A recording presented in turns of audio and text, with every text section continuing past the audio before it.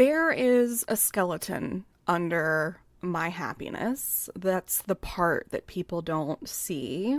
And when you see me in rainbows, blowing bubbles, leaving public art on the street, you probably maybe assume that I was always like this, that I was born this way, Lady Gaga style. But no, my happiness has a body count, and I'm going to be honest about that.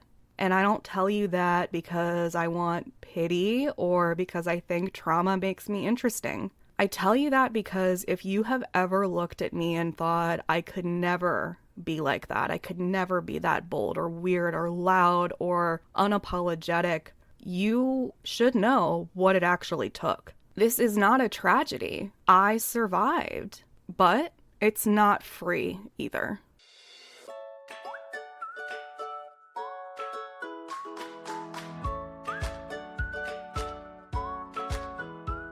So let's take a look at some of the things that had to die in order for me to feel more free. One of them is ketamine.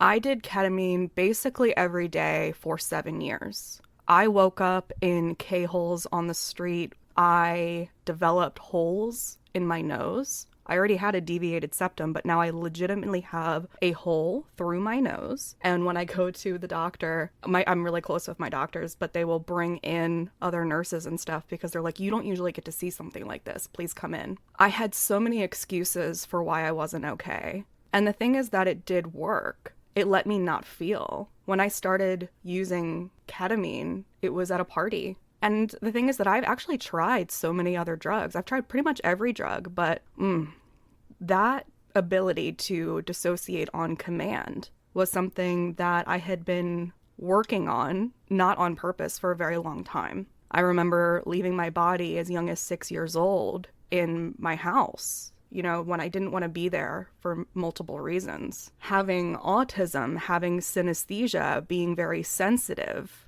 When you can see things that other people don't see with synesthesia, and even things like auras, like that people don't believe, numbing out feels like relief, So it was really easy, much easier for me to snort a line than to sit with myself. And when I realized this is probably what other people are feeling at the beginning, it would just kind of dull things down and make me feel like I was just kind of like, is this what other people are like? You guys don't see other things constantly on a second screen in front of your face. I was like, yeah, this is great. But then you get addicted to something and you just keep going with it and needing more and more and more. And it's easier to dissociate than deal with everything that I hadn't faced yet. Relationships and codependency and finances and my health and basically all the stuff that I wasn't naturally good at. And the thing was that I could also still be the creative version of myself when I was high. I actually wrote my first book while I was high. That book that everybody loves that has 5-star reviews. I mean, the thing is I wasn't high every day, all day. I gotta say that, and ketamine, the very interesting thing about that drug is that you get high for like 15 minutes and then it goes away. At least for me in the very beginning, that's how it was for years. I would do it and then it would be like this relief and then it would go away. So it's not like I was in this, K-hole all day for a very long time for, 7 years. It was in and out, but it was something that I kept going back to. But I was still actively destroying the rest of my life to keep that going. So that was something that had to die. I think another thing that had to die was silence. I didn't feel seen as a kid, not by my mom, not by my parents together. I self-harmed. I cut myself. I burned myself. I pulled hair out. I would pierce my ears. I did a lot of weird things to my body. Even if it was just like in the car, I would push rings into my finger to make sure that I could feel something. I wrote letters every night to my boyfriend to leave them on his car on my way to school, and they would have blood on them because I didn't know how else to communicate how badly I was hurting, and he was the only one who saw me. He was the only one that has ever been with me unmedicated, and sometimes I think that makes him the only person that's really ever loved, like me, raw. And the fucked up part was being silent and taking everything in. And, I think there's kind of a trope that's a little bit true that, women in general will kind of turn their hatred inward and men will kind of turn it outward with aggression, and inward kind of means like self-harming and eating disorders and stuff like that. But like me being silent and not telling other people made me kind of obsessed with being heard later, you know? So now I over communicate. I tell the truth even when it's ugly and it's harsh, and I told everything about my life online for a really long time since I was a teenager. You know, I started a live journal, and, you know, there's been parts that have been deeply curated, but a lot of it has been kind of a result of even when I did try to be honest with my parents, especially my mom. I was just, well, I guess my mom wouldn't understand me, didn't attempt to, and my dad just neglected it. They were both kind of doing both of those things. But my whole career has basically become one giant rebellion against being ignored, being misunderstood and neglected. But underneath that skeleton is still there, you know? Every time someone online gets me, I feel like I'm scratching that itch. Like, see, it wasn't that hard, you know? Why couldn't you do this, Mom? And then the third skeleton shows up in my dreams. So I would have these recurring dreams when I was a kid, and for a long time, I mean, until this year, I didn't even look them up. I had no idea what they meant. They were so random, and they didn't seem like they meant anything. And I've even studied dream psychology and symbolism in the subconscious. And when people will tell me about their dreams, I know enough about what each thing means that I can say, oh, well, that probably indicates this, and that probably indicates this. So the scene plus this object plus this action, I'm going to take a stab that it probably means this, and then we can look it up and get further into it. And I'm usually pretty right. But my thing, I don't know if it's just, you know, we can help others better than we can help ourselves, and I have that block in me, or if because it was something that happened when I was a kid that I had those blinders on. So the big one was there was a tiger in this pit in the woods. Like, I'm in the forest and I'm there. I'm seeing it through first person, but like no one can see me. It's like I'm observing something. And there's this giant pit, like a foxhole, but I mean, it's huge. It's like a crater hit it, okay? And the tiger is just at the bottom. And then there are two women, and they're in these like safari outfits. And they are as far away from me as they could be in the pit, kind of like catty corner to me. They look kind of rich. They're sipping tea, and they're just kind of walking along the edge of the crater pit. And they don't look like they fit in at all in this environment. Like, I mean, obviously, I don't even know why a tiger is in the woods either. I don't know why there's a crater. None of it really makes sense. They're just so oblivious to the fact that there is a tiger in the pit. There's a huge, you know, very dangerous animal that's not caged in front of them. And it seems like it could get out, but it doesn't. It's just like at the bottom. And then there's another one that was recurring that was just all these cords, and they were tangled in these endless knots. And I would just, I don't know, there was these textures, and usually they were just black, gray, and red. And it was just, they were kind of moving on this white, non-existent background in this liminal space, and they were just moving through each other, and they were just tangled. And that one I would wake up screaming. And then the last one was a clock, and it was flat, and it was usually gray. There was like this quest almost in the dream. The second hand would be going around the clock. I was kind of, without being told in a very overt way, that my job in this dream was to stop the clock with the second hand exactly when it got to 12. But I couldn't. There was no way to do it in the dream. I tried every single way, and I would try to push it and stop it and do everything with my mind, and I there was just no way to physically stop it. And it would hurt every time it went around. It would feel like I was getting wound up. That one would also make me wake up and sweat. Later on, literally this year, I looked up, what do these dreams mean, by typing them into AI? You know, because I will use ChatGPT to help me organize thoughts, and it does understand who I am. So I'll like to kind of set the stage and give it a command that says something like, please pretend like you don't know me, give me a completely objective answer, da da da da da. And it said that basically I am the tiger at the bottom of the pit, and the presence is looming, and it's huge. And it's like I'm alone in understanding that there's something very real, but also completely ignored. And it's not that the tiger is necessarily me completely. I'm not necessarily the tiger, but it's my mental illness and my issues that are kind of a secret, that are so intense and undeniable that no one is really acknowledging them. It's these fierce emotions and anger and wildness that are not allowing to be expressed. And then the women in safari hats are authority authority figures, adults, people who appear to be dressed as capable, in charge, people who are actually really disengaged and oblivious and create this feeling of being gaslit, of being able to see something so clearly, having this vantage point, but then acting like it's not there and not doing anything about it. That's like, my caregivers, my teachers, my parents, all that stuff. And then there's just this feeling of being invisible. I'm not acknowledged, not by the women, not by the tiger. And the tiger is also unseen, that it's representing this feeling of being dismissed. The cord dream, it says, are basically symbolizing connection, obligations, relationships, and nervous system-like energy. And the tangle is usually meaning chaos, confusion, entrapment in a situation that feels impossible to organize, impossible to make sense of, and that knots usually mean like you feel you're tied up emotionally or psychologically, trying to hold on to too much at once, feeling responsible for things that you're not in control of, having anxiety that's building up without relief. Because the cords don't stop moving, there's really no resolution to the issue. There's no way to solve the problem. It just keeps going, feeling like you're helpless and overstimulated and have a fear of losing control. And then the clock dream, it says the lack of depth in the clock demonstrates a lack of dimensionality in how I was allowed to relate to time, control, or expectations in what felt like a two-dimensional world where everything felt absolute with no nuance, which is so funny because of how important nuance is to me now. And the palette of the colors, which kind of replicate the chords that the black, gray, and red, demonstrate pressure, shame, and punishment, and that someone with this dream will probably develop OCD and Tourette's.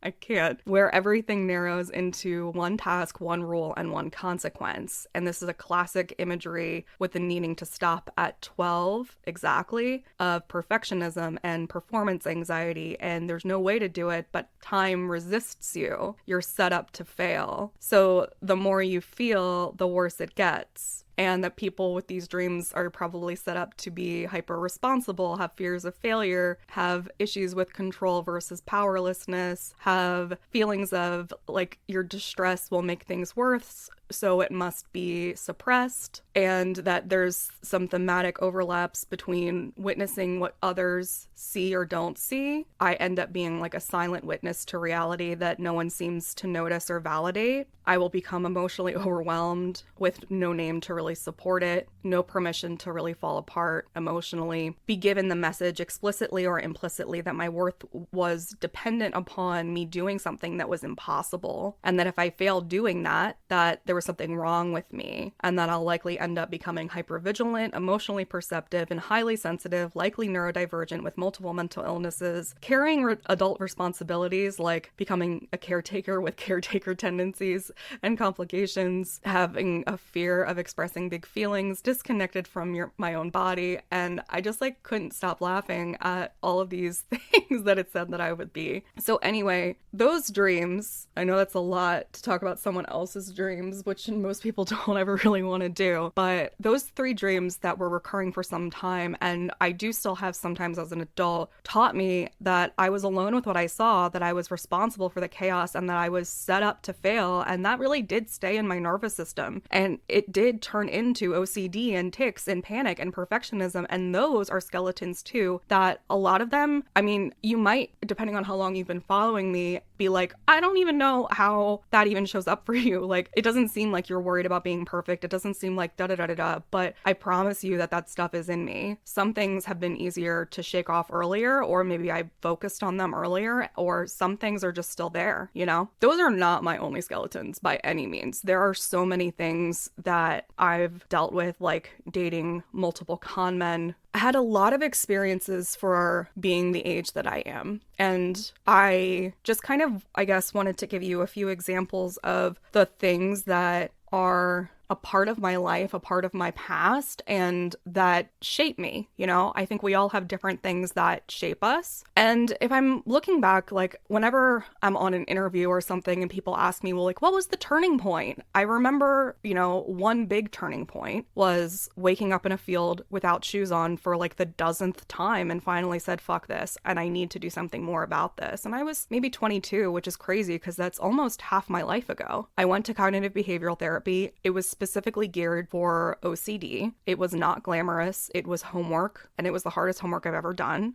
I cried after every session, during every homework assignment. I would text my friend Janice from the parking lot after I would leave the session, and she would tell me to go buy snacks at 7-Eleven so I could deal with what had just happened. And she would make me text her a picture of what I got, and she would say, okay, that's a good haul. That's a good haul. And she was a good friend. But I did the work, and slowly I felt this space open up in my brain. And with that space, I started creating stuff. I had called myself, in retrospect, a walking symptom because OCD had just ruled my brain. And I think that that was a big turning point for me, for sure. That was when I found guerrilla art, yarn bombs, chalk messages, little installations that I would do and fill my entire Saturday with, even while I was still going to school and working full time at the psych rehab. I would do little mischief things that made my heart race, but it wasn't destroying me. It wasn't hurting anyone. And it was mischief things that made me feel like myself. I was really finding out who I was. I mean, I don't know that you would believe this, but I was dating a man at that time, a boy. I mean, let's be real.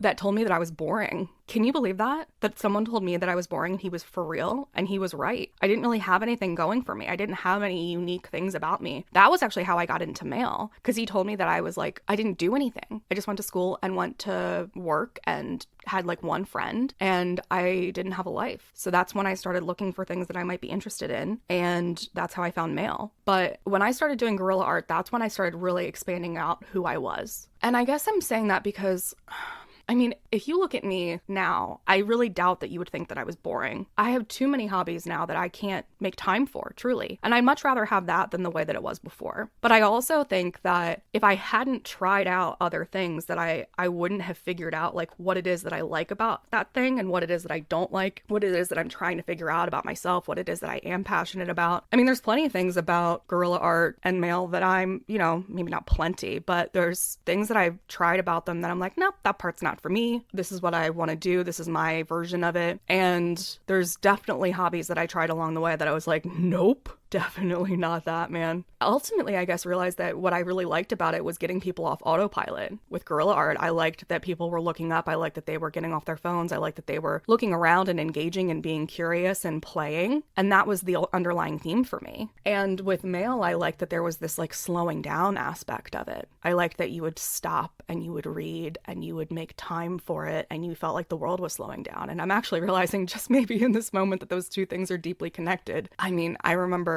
with that same boyfriend that called me boring, he and I had this fight that lasted for a couple hours when smartphones were, you know, really picking up. This is not in my notes at all for this episode.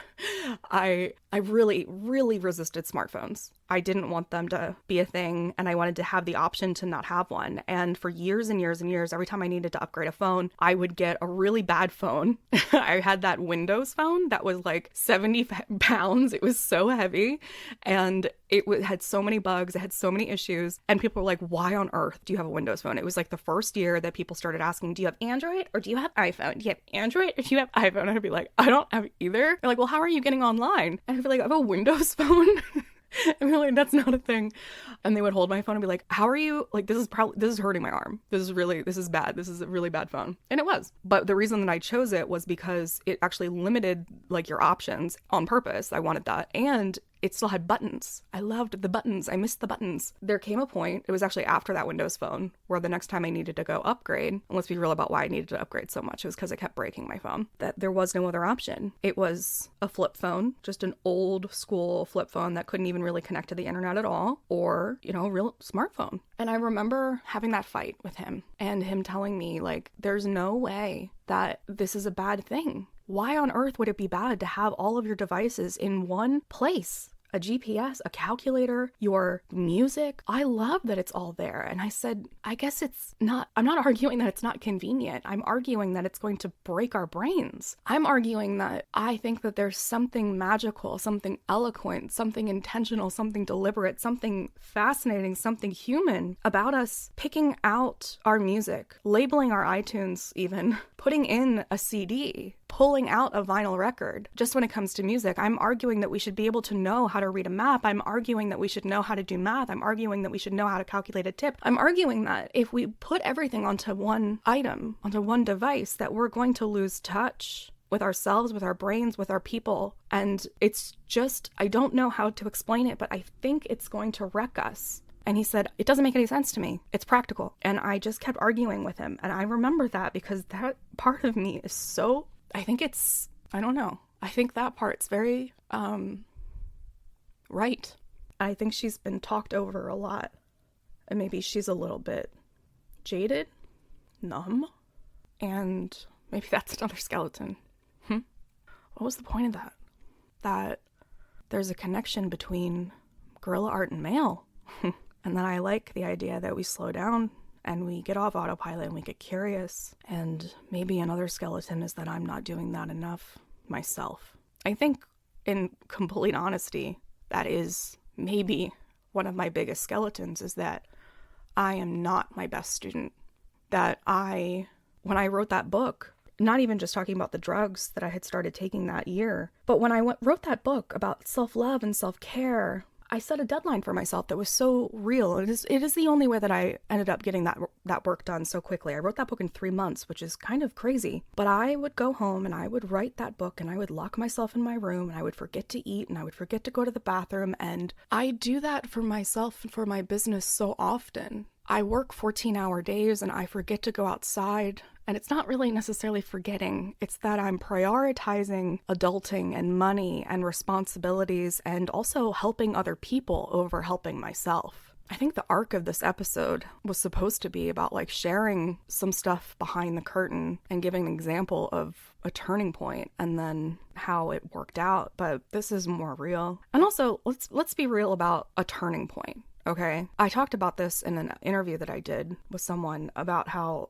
I'm really tired about being asked about turning points. I'm tired about being asked about, so when would you look back and say everything changed? 100 times. 100 times. Like, we are human beings, and I'm not arguing with the fact that there are some people who are maybe lucky or simple enough, and not necessarily in a bad way of simple. I just mean like, they had one experience and they were like, oh, that's how we do it? Cool, fantastic. Now I'm going to live my life with every behavior, every decision, every morning based on that thing. I do believe that there must be some people like that. And if they're not, then they're just lying. But I'm just going to tell you that, like, I've gotten off the rails a million times. And there have to be other things that remind me to get back on. It's finding my old mail in the basement. It's finding my guerrilla art projects half finished. It's today when Matt texted me from his work with a box that someone, hold on, let me pull up the picture.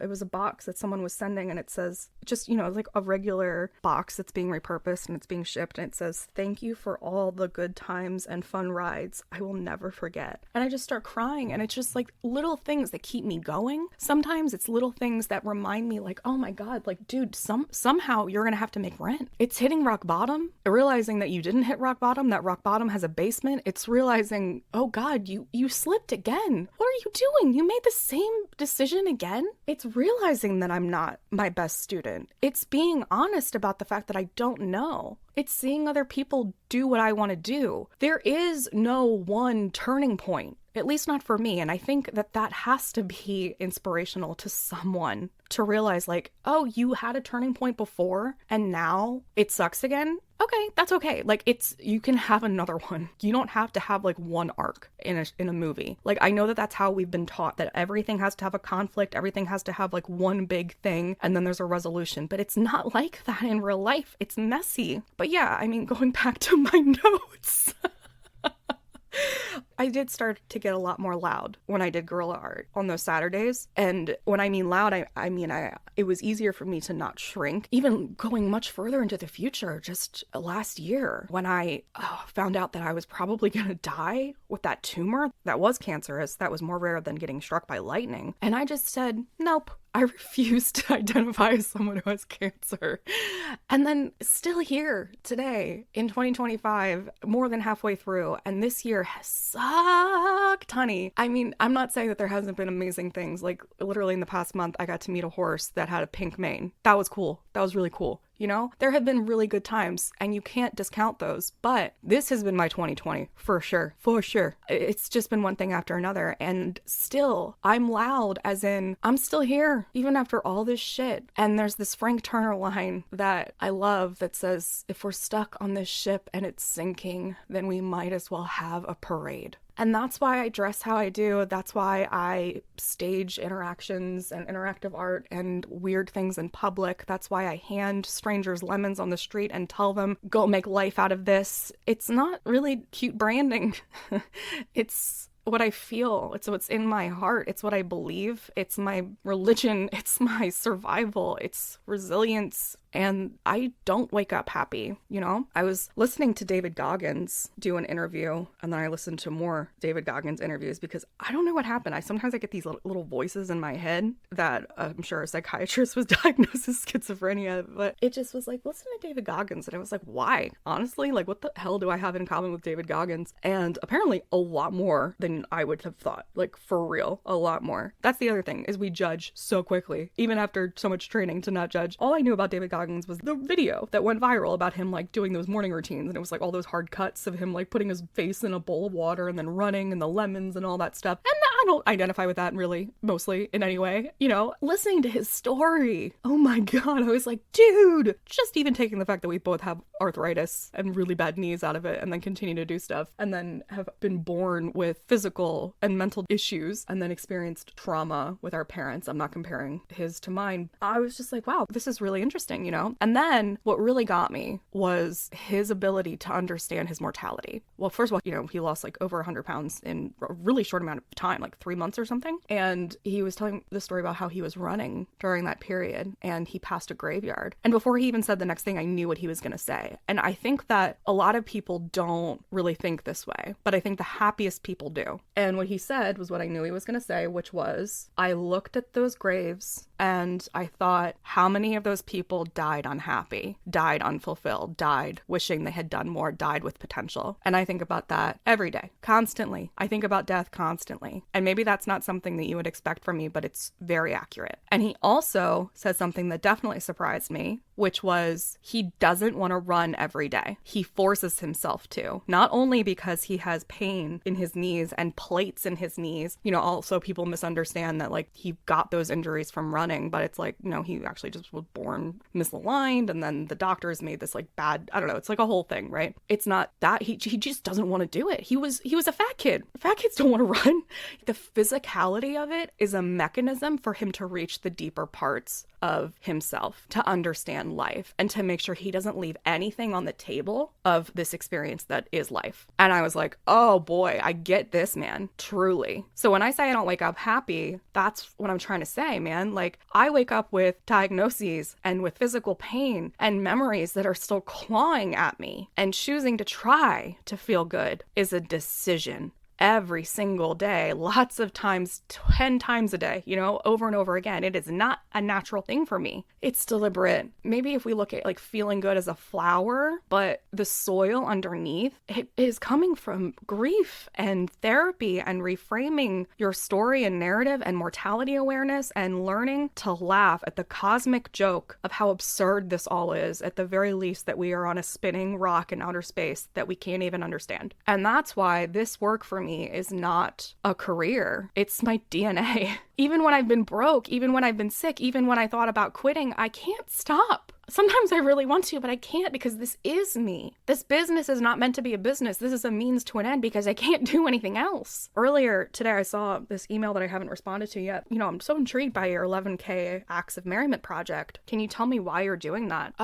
This episode, I guess. And also, because I guess I just want to take it to the next level. I think I've made a couple podcasts about this now, but I think maybe understanding this background, but also it's in me, man. It's in me. I also really think that part of the thing that I'm really obsessed with about the 11K Acts of Merriment project, which if you don't understand what I'm talking about, it's doing 11,000 acts of silliness and kindness and joy and fun and logging them. And your submissions count also before June 2026. What I think I'm the most obsessed with is logging little things, like holding open a door and complimenting a stranger. And if we can document that with photos, then that's great, or videos or whatever, because I think people really just don't understand that that good stuff is still happening. That slowing down aspect of it, right? The getting off autopilot thing. Being able to understand that it's not all bad news, honey. Maybe you're just watching CNN or Fox or whatever. Maybe you are only tuning in to that one thing. Your brain is an algorithm, and your negativity bias is an algorithm, and what you feed it, it looks for more of. So one, we need to tune our station, so to speak, to 111 FM, because that's one of my things, but also to joy and kindness and silliness and absurdity and fun and merriment. And if I can show you that these little tiny acts, like complimenting a stranger's handbag and, you know, shouting to a man in his car, being like, hey, you look fabulous, and doing little tiny things that maybe don't seem like they're changing the world, but if we stack those all up and we have a spreadsheet at the end of less than a year that end up being 11,000 acts, I think that's substantial, almost objectively. If we also get participation from all over the world, then again, an objectively wide movement of participation. I think that we can not just tune ourselves from what we're listening to and feeding ourselves with in terms of media, but then also acknowledge the fact that we're not doing a good job as a society of making sure that we are documenting and sharing those moments. I think that really needs to be understood. We are very ready to get our phones out when there's a fight happening, or when a cop is near, or we think something bad might go down, so that we can share it and get more comments and troll and go viral. But why are we not doing that with something positive? How much of our brains are like so ready to grab our phones and document the crappy thing, the negative thing, the thing that might ruin someone's life, but we are not willing to have that same ready reaction with something that is fun and positive. Not even just that reaction thing, being willing to believe that it's worthy enough to be documented. We're like, well, that's not even really anything. No one cares. Well, maybe you don't care. Maybe we need to reframe our own minds to believe that holding open a door for someone is worthy enough. So I want us all to just reframe ourselves to believe we can slow down, we can get off autopilot, we can help other people. Little things add up, little things can change someone's day, and it's worth documenting and sharing. So what was this episode about? The skeletons under my happiness? Those bones, though, are what give me structure. Well, we all do. I love the Jenny Slate joke of like, isn't it funny that we're all just skeletons under these, and when we laugh we're like, we all have structure under our but that, I think, is why I can hold all of this color. To my younger self, I am so sorry that you had to bleed on paper to feel heard. You deserve so much better, and I'm so willing to listen to you now. If you are listening, you are not buried under those bones. Please do not confuse that skeleton for a coffin. It's just compost, and you will grow from it, because you are why I am loud about love. And maybe silence almost killed me, and dissociation almost erased me, but I promise that we earned this happiness. It was not given to us, and we had to dig ourselves out from the dirt. And now we get to wear it and shout it and smear it across walls in paint and chalk and yarn and bubbles, and it's okay. It's gonna hurt to understand later in life that you're different and that happiness is not natural for you, and that you're gonna need medication for the rest of your life. And that it's a decision every day, not just to take that medication, but to choose to do things that make you feel good. But there's so much fun out there in the world to experience, and I want you to be able to experience it.